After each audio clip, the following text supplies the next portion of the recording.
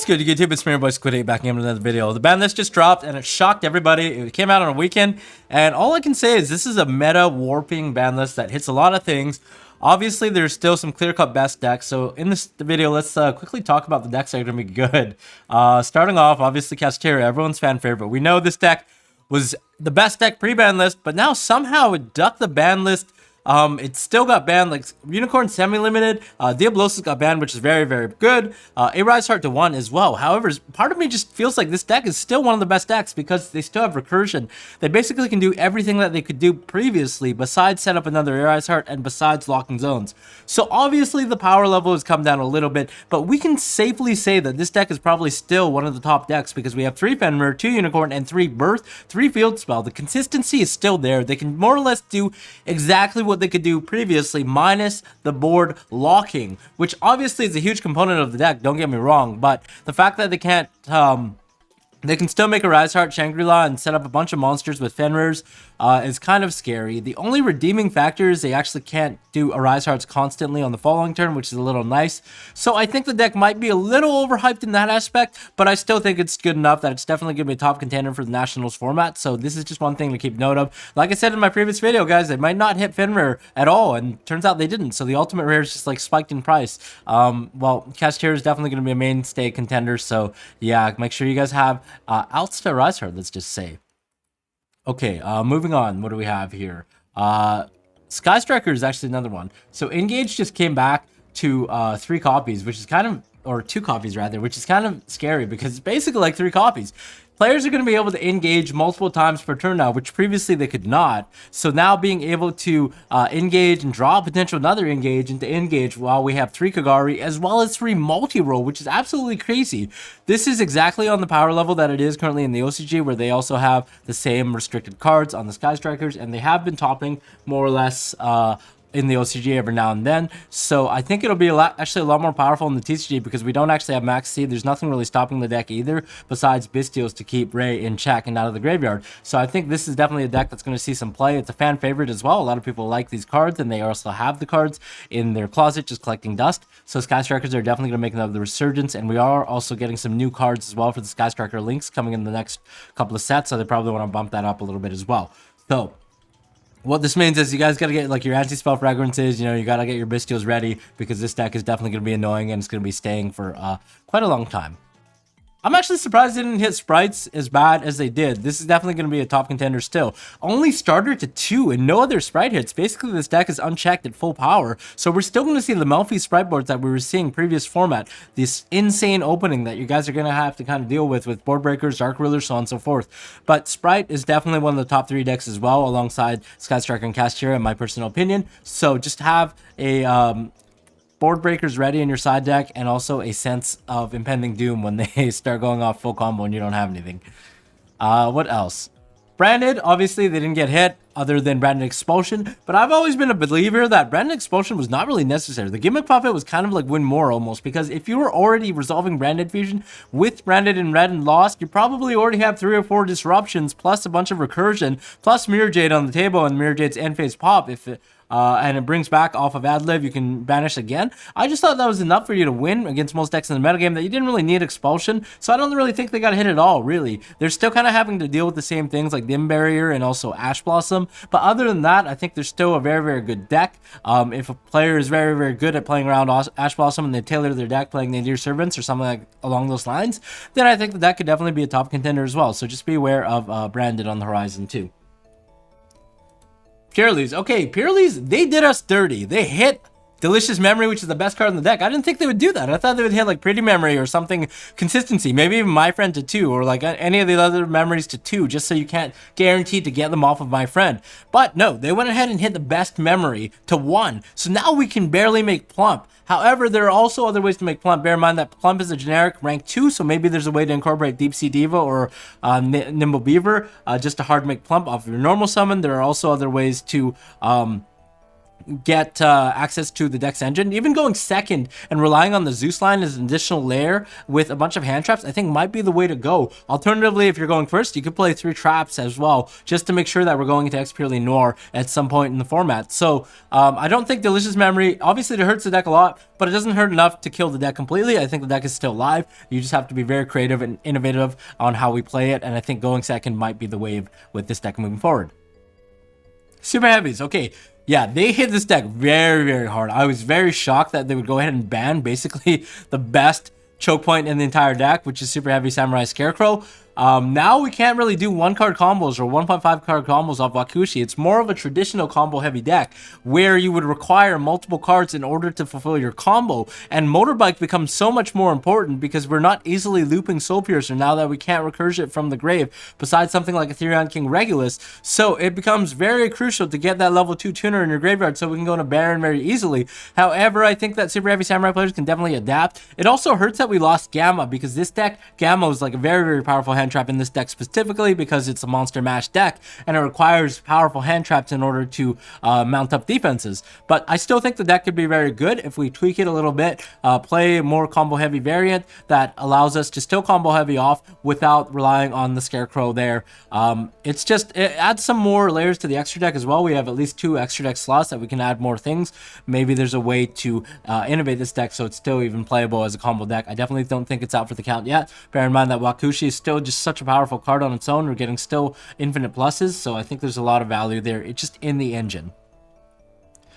Labyrinth is another deck that a lot of players have been playing. I've been seeing some players playing the furniture build as well. Shout out to Ed Exception. I think that this deck can actually be very, very good. It's caught a lot of people off guard. You can allowed to play powerful cards like Skill Drain, and then the furniture cards are very hard to play around. You can play a mixture of Ishizu cards with the furnitures as well to kind of catch your opponent off guard and then play with their graveyard. So I think the deck definitely has some legs. It's definitely solid enough that it could be like one of the top decks, maybe a solid tier 2 deck that could definitely do well in the Nationals as well and go very deep. So just be aware of that.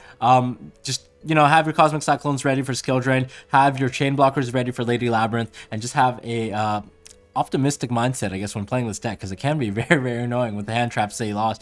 But them losing Gamma also hurts as well, because Gamma is very powerful in this deck because they could bounce it back. They could also make Chaos Angel as a light with Lady Labyrinth, as well as a copy of Gamma, which would equate to level 10, but now they don't really have that option as easily now that Gamma's at 1. So they indirectly got hit, I will say, by the hitting of Gamma.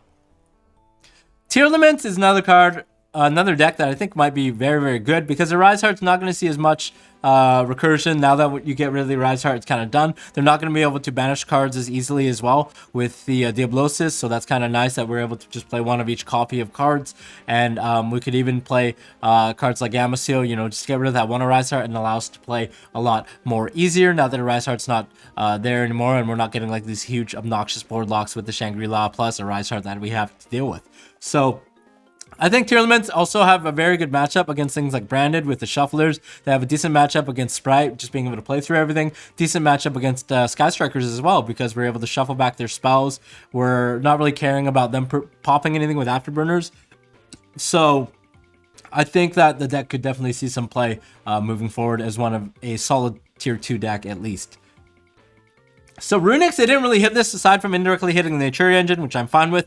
However, they did hit Fountain of 2, which I suppose is like a way to say, like, yeah, maybe they might bump up Runick Fountain to 3 now that the Achuri engine's been hit, so they force you to play 2, which is fine. But I think this could still be splashable. We still have everything else at 3. We have 3 tip as well, so it could be splashable. We've seen a lot of players splash this, even in decks like KASHTIRA previously, so you never know. This could see a resurgence if we're splashing this into other decks. I still think the engine is just so versatile and it does so much for what it is that it could still be one of the top decks in the metagame when splashed in the proper engine.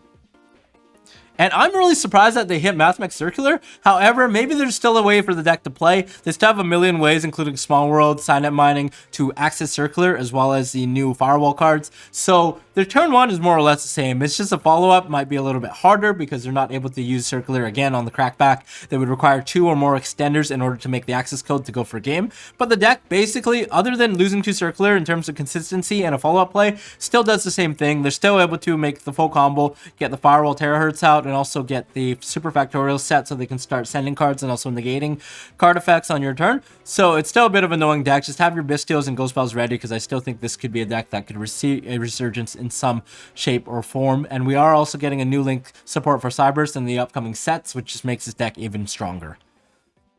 Gold Pride is another deck that's been kind of topping regionals here and there. It wasn't solid enough to compete with Super Heavy Samurai and with like some of the other decks previously, I think, with KASHTIRA. But now that the power level has been watered down, we're getting one of those ban lists that are like mid ban lists where it kind of waters down a lot of the decks where they're still playable but not completely dead.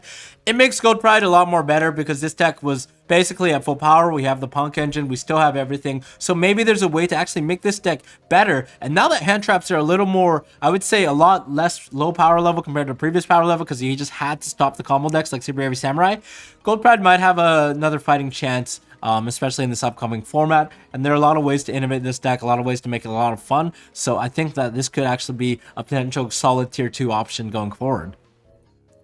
Other tier 2 decks, I think SWORDSOUL is a decent deck as well. I know a lot of players have been fan favoriting this. It has a decent matchup against decks like Sky Striker because you're able to play things like anti-spell fragments, you're able to make a Baron, you're able to start negating a bunch of cards. It still has a solid opener. Unfortunately, it is still a little bit weak to Nibiru, but we just have to kind of adapt, you know, play your deck in a way that you just play a lot of hand traps, a lot of defenses against Nib, and then just kind of turtle up and then crack back on the following turn. I just think that all the cards are at 3, so it's still a solid, viable option by all means. The SUNSEED plant deck is actually a outlier. Not a lot of people actually play this deck, but I think it actually is quite powerful. It's a lot like Prank Kids. You normal summon one Sunseed, and that little tiny baby seed can grow into a ginormous forest of epic proportions. So now that hand traps are probably going to see a little bit less play than before, I would say that board breakers might be a little more popular with decks like Sprite in the metagame. I think that Genius Loki might actually be able to grow in the forest a lot more. So this deck could be another sleeper deck. You're also able to play cards like Rivalry of the Warlord, some Floodgate Traps that also hurt some of the other decks. So it's definitely something to look out for on the horizon. I want to talk about another deck that's coming out in a couple of days in the Wild Survivors, and that's actually the Vanquish Soul. This is an OCG deck previously that has seen some play and some performance at tournaments. It's a very, very weird deck. A lot of the cards are actually +2s on their own, because when they're normal or special summon, you can add either a Spell Trap or a monster in the Vanquish Soul archetype to your hand, and then from there, you can actually make the link one, which is Rock of Vanquisher, and that allows you to either add back a Vanquish Soul from your graveyard or a special one from your hand. So if you normal summon, you add a Spell Trap, you link off the Rock, and you add back the monster you used, that's already +2 on its own. It's basically a heavy value engine that allows you to make it's a control deck that has a lot of value. You play a lot of hand traps, and then you can kind of whittle down your opponent from there. So I think this deck actually is a lot better now that the power levels of other decks have been a little bit weaker, and it might see some play, I would say. What else? Let's see. Moving on, we have actually Pendulums. So Draco Face Off just came back to 3. This was at 1 in Japan, or 3 in Japan. It didn't really do anything, but they only have 1 Luster Pendulum, and now we have 3 of both. So I think Pendulums might actually be decent. Like, Draco Face Off does a lot for the deck. Even though we don't have Electromite, it might still be good enough where you can make like a huge combo board, and we might even be able to splash in some Super Heavy Samurai engine along the lines of Wakelshi, because it just gives you free scales, and then we can just use Wakelshi before we have Spell Traps in the graveyard and then full combo off. So maybe Pendulum just sees a resurgence here. We also have things like Tilting Entrainment, which allows us to make Baron a lot more easy. So just something to keep note of. Definitely keep your eyes out for Pendulum as a combo deck.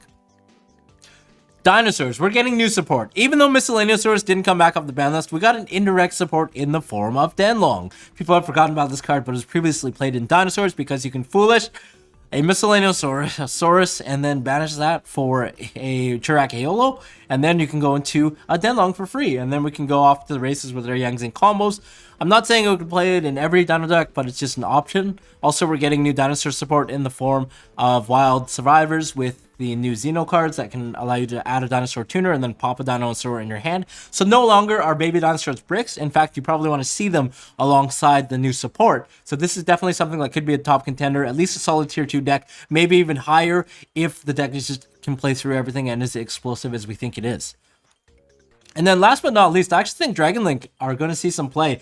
Previously, we saw this as a meta contender in some YCSs. Unfortunately, Rise Heart just kind of cooks the deck a little bit, but now that a Rise Heart's at 1, the Bisteel is giving you access to a lot of engines, a lot of pluses, free pluses with hand traps, and then making seals, I think is really, really good. So guys, if you haven't picked up your Bisteels, definitely do that now. They're going to be highly effective against Skystrike or Ray in the graveyard, as well as potentially Tearlaments, as well as potentially any light or dark archetypes that are seeing a resurgence in the format now that a Rise Heart is at 1. So if you guys have any decks that I missed out, definitely let me know in the comments below. Otherwise, I will see you guys in the next video. And yeah, we'll see you later.